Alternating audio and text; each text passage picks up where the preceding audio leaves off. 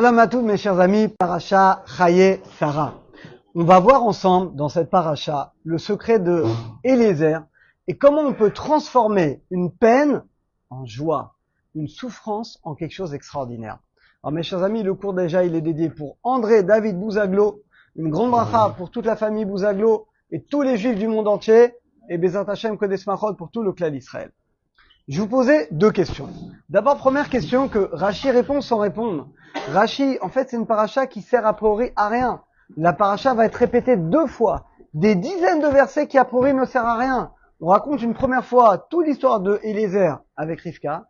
Et on va le répéter une deuxième fois. On va narrer tout quand Eliezer va raconter tout ce qui s'est passé finalement à Bethuel, à Lavan, à la famille. Et on comprend pas. Alors Rashi nous dit, elle est belle la discussion des serviteurs d'Avot plus que la Torah de ses enfants. D'accord, mais quand même, on ne comprend pas quel est le message profond qui est caché derrière Eliezer. Deuxième question, on voit avec Eliezer un événement incroyable. Quoi? Abraham va mettre Eliezer devant une grande épreuve. Vous savez qu'Eliezer avait une fille. Et il voulait, son rêve, c'était que sa fille se marie avec Yitzhak. Et il aurait pu, je vous rappelle qu'Eliezer était le Rosh Yeshiva.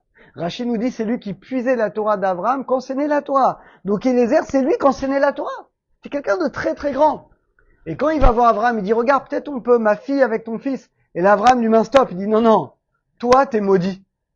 Moi, mon fils, il est béni. On ne peut pas unir celui qui est maudit, celui qui est béni. Oh, c'est dur. Pourquoi? Parce que Eliezer, il descend de Canaan, de Ham.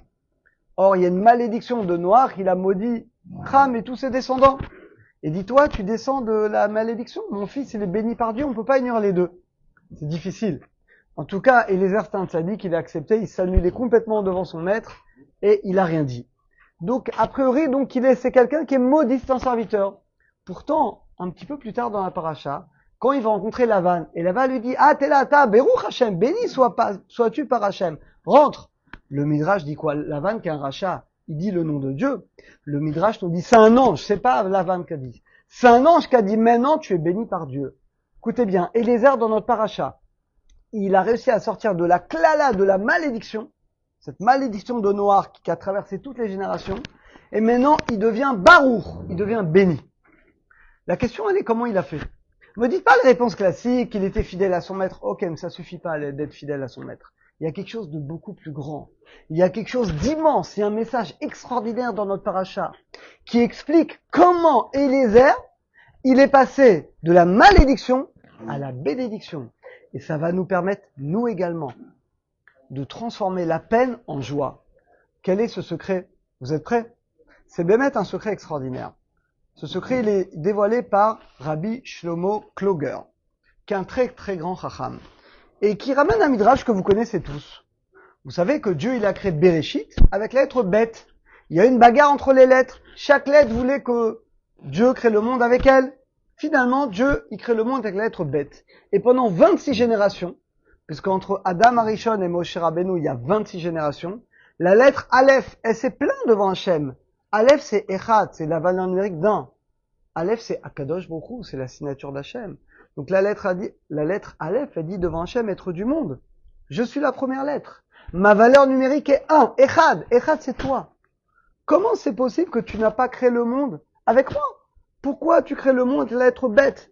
Et Hachem lui dit, tu sais quoi, t'as raison. Eh bien, quand je vais donner la Torah, Matan Torah, Parashat Yitro, par quelle lettre on va commencer les 10 commandements? Aleph. Anochi. Hachem Elokecha. Mais là, on a un problème. Ce texte, vous le connaissez, il est très connu. Mais vous n'avez pas vu qu'il y a un problème de fou dans ce texte. Vous connaissez tout ce midrash. Pourquoi Hachem, il a commencé par la lettre Bet, Bereshit? Pourquoi Bet? Non. Bracha, c'est écrit dans le midrash. Hachem, il dit, je veux pas commencer le monde avec une lettre négative. Pourquoi Aleph, c'est négatif? Aleph, c'est Arour, maudit. Bet, c'est Baruch, béni. Bracha. Hachem, il dit, je crée le monde. Je veux que le monde soit une bracha. Donc je crée Bereshit Bet. Toi, Aleph, je peux pas créer le monde avec toi. Parce que Aleph, c'est Arour, c'est maudit. Mais mes chers amis, on a un problème. Si la lettre Aleph, c'est malédiction. Alors pourquoi quand Dieu donne la Torah, il commence par Aleph? C'est pas logique. On aurait dû commencer la Torah également par Bet. On est d'accord, Avnono? Donc la question, mes chers amis, elle est extraordinaire. Ces textes, vous les connaissez. Mais ça, c'est une question extraordinaire qui demande le Rabbi Shlomo Kloger. Si tu dis que la lettre Aleph, c'est une lettre négative parce que c'est Arour maudit. C'est pour ça que Dieu, quand il a créé le monde avec Bet Bereshit. Alors quand il donne la Torah, fallait pas commencer par Aleph. Vous êtes prêts pour la réponse? La réponse, Bémet, celui qui intègre cette réponse, Bémet, ça change la vie de chacun d'entre nous. Il répond le Rav Shlomo Kloger. Tu sais pourquoi? Quand Dieu a créé le monde, la Torah n'était pas encore donnée. Donc il est kaviachol, il est obligé de créer le monde avec la lettre Bet, la bracha. Mais quand il va donner la Torah, Hachem, il va donner avec la lettre Aleph. Vous savez pourquoi? Parce que grâce à la Torah, je peux transformer le Aleph, la malédiction, en Bet, en bénédiction. Pourquoi Hachem, quand il donne la Torah, il la donne avec la lettre Aleph? Parce que maintenant que la Torah est donnée, grâce à l'étude de la Torah, grâce au mitzvot, je peux transformer le Aleph, Arour, la malédiction, en bénédiction. Et pour montrer ce pouvoir de la Torah, dit Hachem, je vais donner la Torah avec la lettre Aleph. Eh bien, mes chers amis, ça répond à notre question. On a demandé comment Eliezer, il est sorti de la klala, de la malédiction, pour devenir barour, pour devenir béni par Akadosh Baruch Hu. Vous savez comment il a fait? C'est par le mérite de toutes ces années où il a étudié la Torah. Il a enseigné la Torah. Comme dit Rashi, Dolé, Torah ou Mashkeu l'Acherim. Il puisait la Torah de son maître et il la retransmettait finalement aux élèves d'Abraham.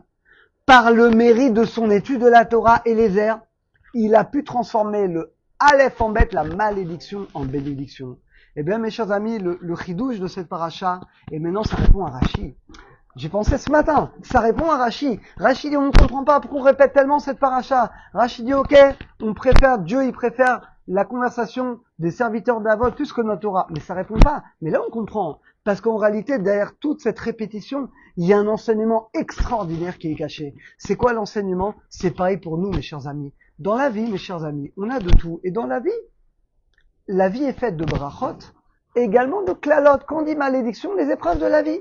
Chacun dans ce monde, il a le lot d'épreuves, les épreuves individuelles, les épreuves collectives. La Torah dit, mais j'ai une surprise pour toi. C'est vrai que je t'envoie des épreuves, je t'envoie apparemment des klalot, des malédictions, mais je vais te donner la recette, le moyen de transformer la malédiction en bénédiction comme Eliezer. Comment? Par l'étude de la Torah.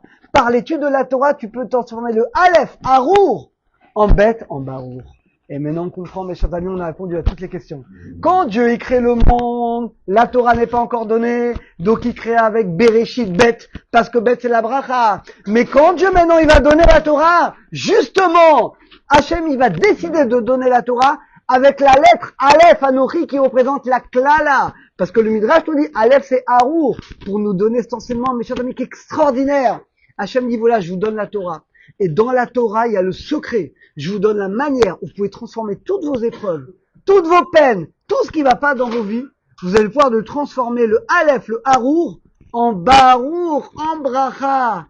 Et de même que Eliezer, il a pu sortir de toutes les klalotes. En Brachot, il est béni. Et ben nous également, mes chers amis, elle est juste là, la Torah.